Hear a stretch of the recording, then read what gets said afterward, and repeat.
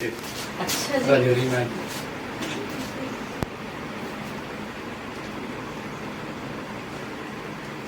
Test PMO में ही मिलना था आपका। मैं नहीं सुन रहा ना पीएमओ में हमारे देखो मतलब हम उनको जब मीडिया ने क्वेश्चन किया जब एमपी यहाँ से उठे तो उन्होंने बोला किसी ने शायद पढ़ा के भेजा है मीडिया वाले क्वेश्चन किया कि इनकी सैलरी रोडों पर है लोग जब एमपी इलेक्शन थे किसी ने भेजा है।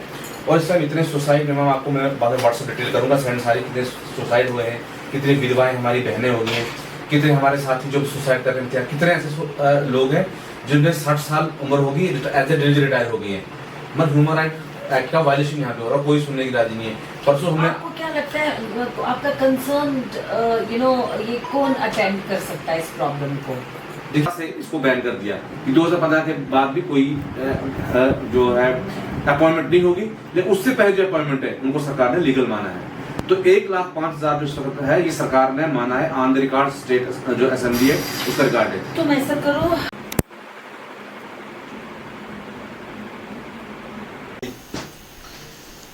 देखिए अरफाज जी, आज हम जो है रुचि जी जो हैं सोशल एक्टिविस्ट हैं और काफ़ी नाम इनका सुना था और हमेशा जो है ये गरीबों के लिए खड़े होते हैं और जो भी जम्मू कश्मीर में जिसकी आवाज़ कोई नहीं सुनता है, तो हमने काफ़ी सर्च करके आज रुचि जी के पास यहाँ गांधीनगर में इनका ऑफिस में हमने विजिट किया है अपनी टीम के साथ और सिर्फ 2-3 साथी हम सीनियर साथी यहाँ पे आए हैं।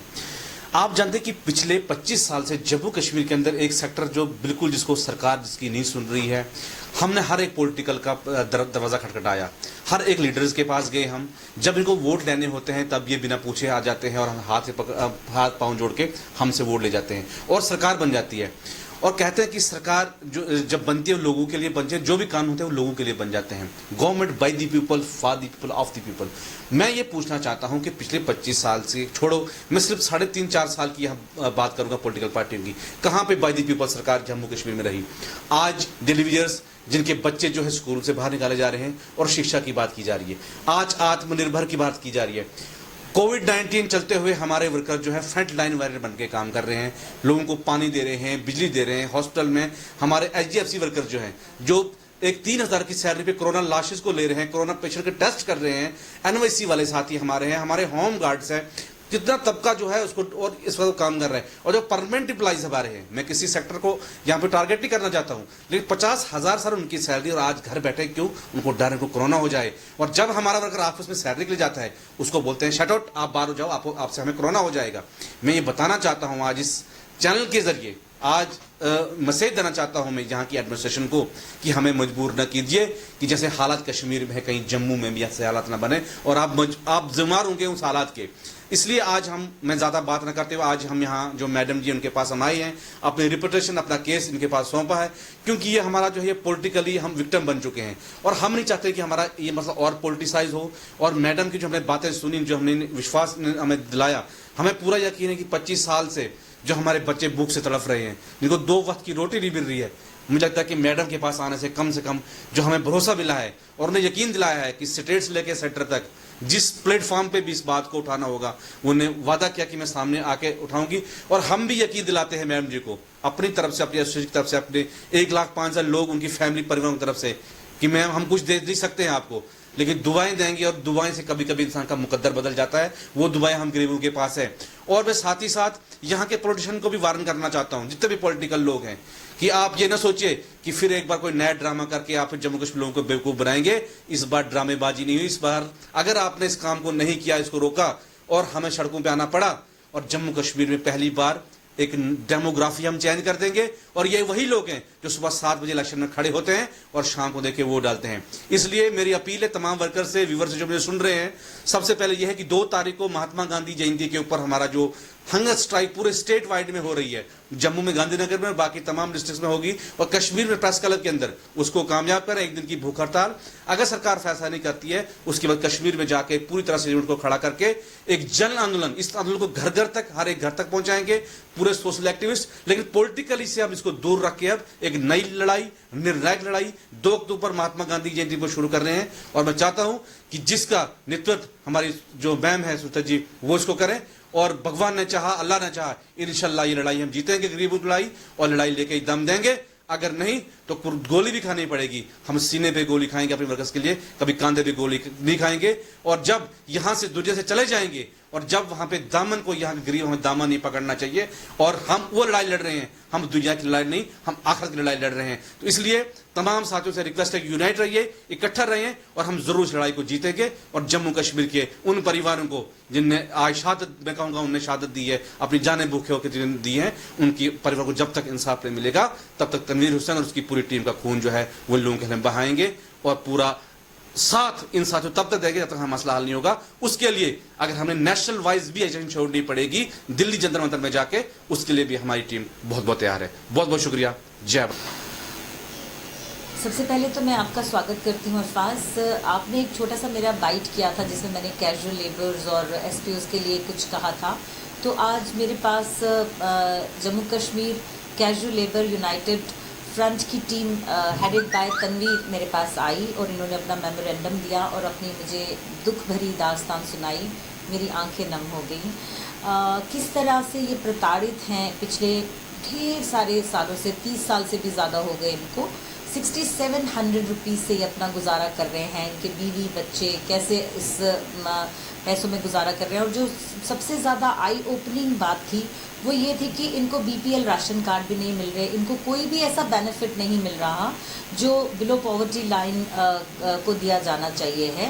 Because they our government is assuming कि 6700 रुपीज़ जो इंसान कैजुअल लेबर बन के कमा रहा है वो बीपीएल में फॉल नहीं करता। तो अगर वो बीपीएल में फॉल नहीं करता है तो मेरा सवाल ये है अपनी सरकार से, वो कौन से उसमें कैटेगरी में फॉल करता है। इनको कोई भी ऐसा बेनिफिट नहीं दिया जा रहा है, ना तो ये कोई लोन ले सकते हैं because they are treated as government employ. तो इनके साथ तो दोनों तरफ से बहुत ज़्यादती हो रही है। अगर ये अपने काम के बाद कोई और काम करना चाहें, पार्ट टाइम जॉब भी करना चाहें, अपना कोई छोटा मोटा एंटरप्राइज रन करना चाहें, ये लोग वो भी नहीं कर सकते।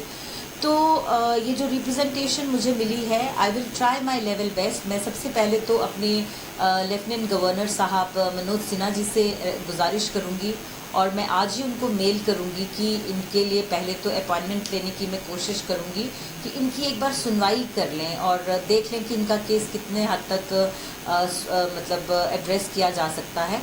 और मैं भटनागर साहब से कहूँगी कि आप इनका केस प्लीज़ स्टडी करें। जैसे अनएम्प्लॉयड इंजीनियर्स को आपने अपॉइंटमेंट दी और उनको आश्वासन दिया कि आप उनके लिए कुछ पोस्ट क्रिएट कर रहे हैं।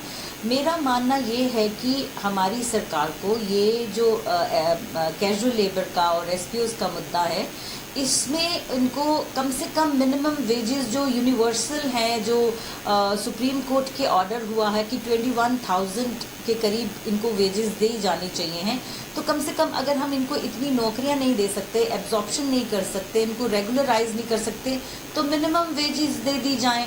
और हमारा जो एरिया है, हमारा टेरेन जो है, हमारी जो यूटी है, अब हमारी स्टेट जो थी, उसमें तो जो कंडीशन ऑफ लाइफ कंडीशंस है वो ज़्यादा डिफ़िकल्ट हैं बिकॉज़ हिली एरिया है और फार फ्लॉन्ग एरियाज़ हैं। लोगों को कहाँ से उठ के राशन लेने, सामान लेने आना पड़ता है। तो कम से कम इनको मिनिमम वेजेस दी जाएं। बाकी मैं इनको आश्वासन इस बात का दे सकती हूँ कि मैं इनके साथ शाना बशाना खड़ी हूँ और इनकी आवाज़ में आवाज़ मिला के ज़रूर कोशिश करूँगी कि इनकी आवाज़ राइट क्वार्टर्स तक पहुँचे और उन लोगों तक पहुँचे जो इनकी आवाज़ सुन के कोई एक्शन ले सकते हैं। और मैं रिक्वेस्ट करूँगी अपने डॉक्टर साहब डॉक्टर जितेंद्र सिंह जी से कि मैंने सुना है कि सर आपके पास ये फ़ाइल बहुत बार जा चुकी है, इस पर क्या कार्रवाई हुई है, आप हमें थोड़ा सा अपडेट दे दीजिए ताकि जो भी हिकअप्स हैं या आपको भी कुछ प्रॉब्लम्स फेस कर रहे होंगे। ऐसा तो है नहीं कि आपके लेवल पे कोई प्रॉब्लम फेस नहीं होती है। तो जहाँ जहाँ वो प्रॉब्लम्स आ रही हैं, जहाँ भी आपको हिकअप्स लगते हैं या जहाँ पे भी आपको लगता है कि यहाँ पे ये बैरियर्स आ रहे हैं, तो उनको हम राइट क्वार्टर से टेकअप करें। और मेरा आपके माध्यम से मोदी जी को भी ये रिक्वेस्ट रहेगा कि प्लीज़ हमारे JNK के ये कैजुअल लेबर्स जो हैं और SPOs जो हैं, इनकी तादाद मोर देन 5 लाख है। तो it's a huge number. Actually जो एम्प्लॉयज़ हैं डेली वेजेस के वो 1 लाख प्लस हैं जम्मू और कश्मीर को मिला के। जम्मू में 40,000 के करीब है और कश्मीर में 60,000 के करीब हैं।